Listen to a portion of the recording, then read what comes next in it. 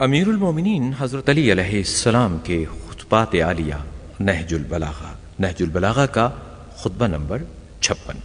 امیر علیہ السلام اپنے اس خطبے میں ارشاد فرماتے ہیں، ہم مسلمان رسول اکرم صلی اللہ علیہ وآلہ وسلم کے ساتھ ہو کر اپنے باپ، بیٹوں، بھائیوں اور چچاؤں کو قتل کرتے تھے۔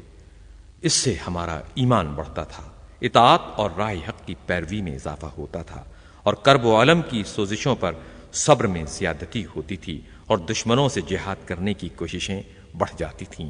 جہاد کی صورت یہ تھی کہ ہم میں کا ایک شخص اور فوج دشمن کا کوئی سپاہی دونوں مردوں کی طرح آپس میں لڑتے پھرتے تھے، اور جان لینے کے لیے ایک دوسرے پر جھپٹ پڑتے تھے کہ کون اپنے حریف کو موت کا پیالہ پلاتا ہے۔